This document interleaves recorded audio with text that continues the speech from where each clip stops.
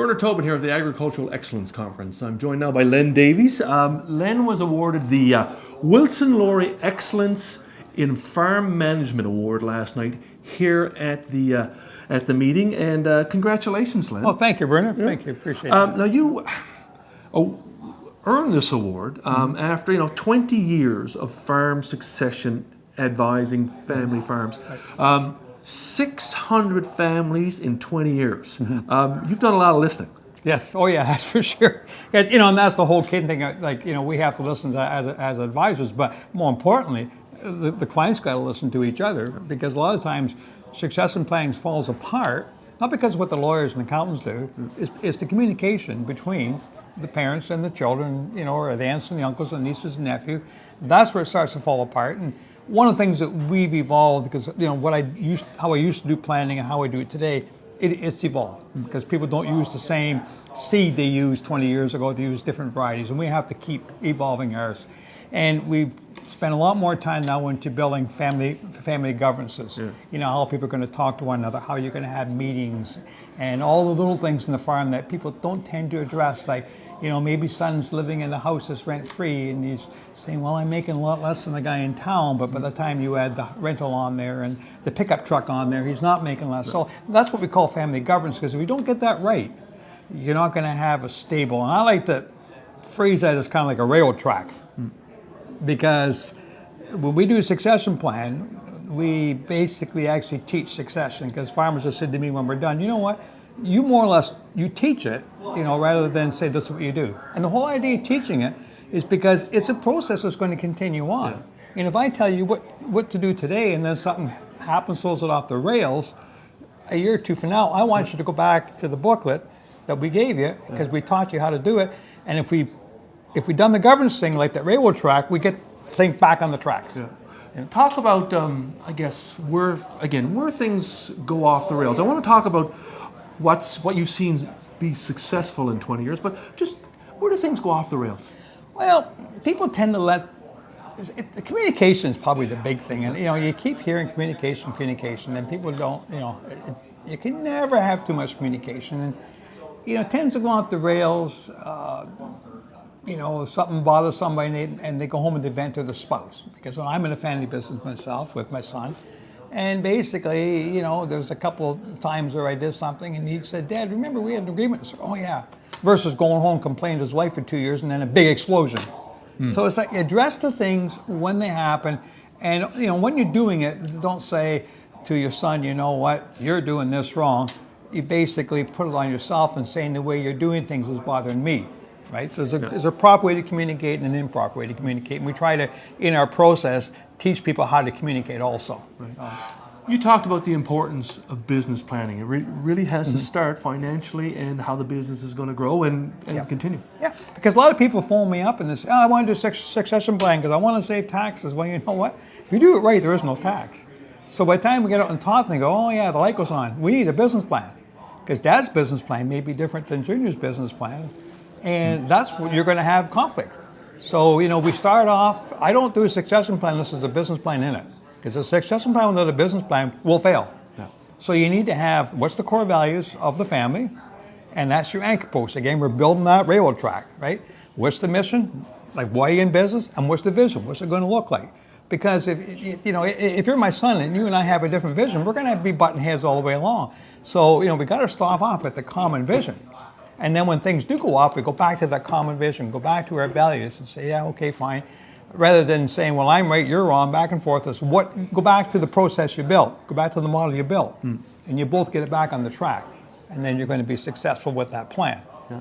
And now you got to keep your eyes on the finances and estate planning, right? Yes, the finances, we all like to go out and plant corn and things like that. And for some reason, in a lot of farm families, the finances, ask everybody, is financial management important? And they all go, yes. Do they really do it? Well, it's the thing that's left to the last and sometimes doesn't get done. It's awful nice when somebody in the farm business champions that. That's their job. So when we do succession planning, that one visit when we do the financial stuff, I get the history of the farm, and then I bring a big monitor and put it in front of them, and I sit in my computer, and they give me the figures. So they said so much for corn seeds, so much for fertilizer seeds. So they have a cost of production on the crops, and this is what our taxes are, this is what this is, and this is what our loans are, and then we can build it up and say, fine, now this is what your debt servicing capacity is. Yeah. And a lot of them say, well, what's that mean? Well, that's probably the most important ratio in your farm business. It tells you, should you borrow more money? Because if you got a bad debt servicing capacity, don't borrow because the neighbor bought something and you want to have something. It's got to be governed to those ratios. So I teach the ratios. When you're going to do something, you manage by those ratios.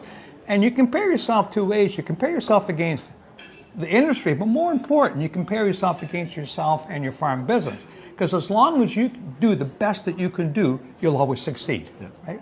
Talk about estate planning. You've got to have the opportunity for mom and dad to sort of to move off the farm, and there's many ways to do it. Yeah, there's many ways to do it. Estate plan is getting more and more difficult because the farm values are getting larger and larger and larger. And you know, what I like about estate planning is to do it, there's 2 or 3 different options, do a little bit of each. For instance, some people say, well, buy a big life insurance policy, and then the other kids get that when we die, and then he gets the shares in the farm. And there's nothing wrong with that. But you know, my mother died when she was 92 and I was 70, and I got my inheritance when I was 70. I gave it to my kids, I didn't need it. But if my dad would have come to me and mom would have came to me when my kids were little and said, we'll give you 1/10 of that, I just said, great, because I needed it back then. So maybe you give some what we call giving with a warm hand. You help them out and every one has got pros and cons, because the con of that one is money coming out of the business. Yeah. But the con of the life insurance, they got to wait too long, right? And then the other one would be an asset. And I like an asset if they move off the farm and they have a house on a different property, hopefully they get a lot severed in the houses there. That house then is something that the other children can get, and it's increased in value like the farm. Sometimes they'll have 5 or 6 farms. They'll carve 1 farm out, 2 farms out, and say, fine, that farm goes to that child, and the child on the farm has the first right of refusal to buy that farm. And the reason behind that, because the guy on the farm, he's had the opportunity of inflation, and so have they. Yeah. So I think what I like is a combination of all of those. Yeah.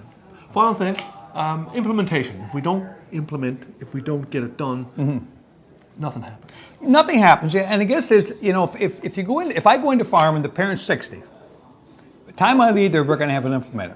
Because I sit down with accountants and lawyers and the lender. My last meeting is everybody's there, so the lender knows what's going on, the accountant knows what's going on, and the lawyer knows what's going on. And when I first started doing this, I didn't do that. So I'd say to the farmer, this is what you got to do. Go to the accountant, bang, bang, bang. Well, so he goes to the accountant and he gets a little bit different than what we discussed. And then the accountant goes to the lawyer, because it goes from the accountant to the lawyer, and he gets it a little bit different. And by the time you look at it, this isn't what we discussed. So I get them all in one room, so everybody hears the same story. And so if people are up to a certain age, it's done. Ideally, you do succession planning when the parents are in their early 50s, the child's in their early 20s, and it's going to be implemented 10 years down the road or whatever. So what I'm trying to promote is that when I leave there, we have that track, we have that, and there's a couple of options here that, do I go back every year and, and invoice me so much money and I follow them through, make sure it happens, or, you're seeing your accountant every year for your year end if you're a corporate, you're seeing your lender every year. So maybe since they're in that meeting, they hold you accountable. And the check marks are there, and they say, back in 2019 when we met as a group, you were going to do a share restructuring of the business. 3 years, and 3 years is up. Are we going to do that? And somebody needs to hold people accountable. Because if you don't tell somebody, you can move the goalpost. But once you committed to that, and you committed to your other advisors, then it's a commitment. And your son's heard it, your daughter's heard it, and you've heard it. And you can make it happen. And you can make it happen. And I really think that the other professionals can play a key role here in making sure those timelines are met. Awesome. Well, Len, I think you played a key role, as I say, 600 farm families. Congratulations on the award. Thank you very much. Thank you for dropping by. Great. Awesome. Appreciate it. Thanks.